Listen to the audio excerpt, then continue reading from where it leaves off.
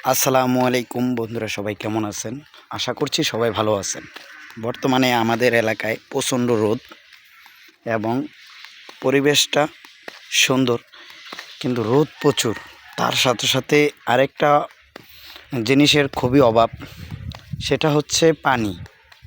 আমাদের ভোলা জেলার চরপেশন উপজেলায় অনেক জায়গায় পানির সংকট। বিশেষ করে আজকের এই ভিডিওটা করার উদ্দেশ্য হচ্ছে আপনাদেরকে জানানোর জন্য যে পানি অপচয় করবেন না। পানি অভাব পড়লে যে কতটা কষ্টে থাকতে হয়, তা হয়তো একমাত্র যারা এই কষ্টে আছে তারা ছাড়া কেউ বুঝতে পারবে না। বিগত এই 2 মাস 2.5 মাসের উপরে হবে, প্রায় 3 মাসের কাছাকাছি পানি সংকটে চরপেশনবাসী। বর্তমানে আমাদের টিউবওয়েলে তো কোনো পানি নেই, মোটরের সাহায্যে আমরা পানি উঠাইতাম। আমাদের বাসায় সম্পূর্ণ পানি এই টিউবওয়েল থেকে মোটরের মাধ্যমে উঠাইয়া টাঙ্কিতে উঠাইয়া সমস্ত কাজ করা হয়। গোসলের কাজ হইতে টয়লেটের যত যাবতীয় কাজ আছে সব পানিতে। আজকে 8-10 দিন ধরে পানির প্রচুর সংকট, আজকে মোটেই উঠতেছে না।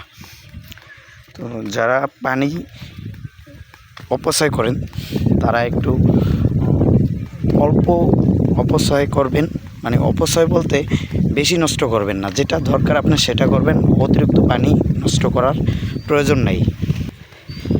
এখন আমরা বুঝতে পারছি যে পানি কী পরিমাণ প্রয়োজনীয় একটা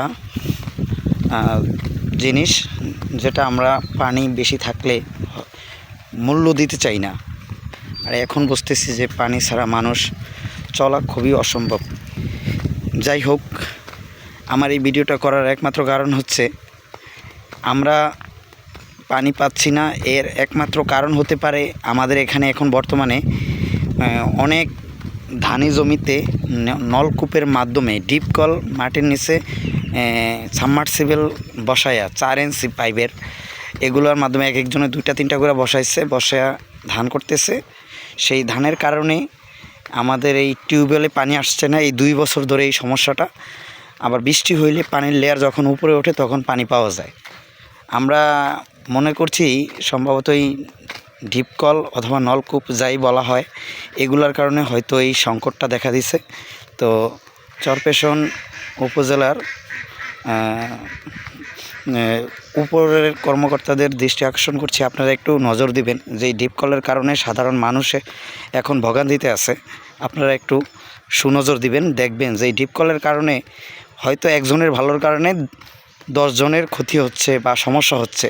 এই বিষয়টি আপনারা একটু দেখবেন এবং আমাদের যেন পানিতে সংকটটা কেটে যায় সেই ব্যাপারে একটু নজর রাখবেন। তো আজকের ভিডিও এই পর্যন্তই। সবাই ভালো থাকবেন, সুস্থ থাকবেন। আসসালামু আলাইকুম।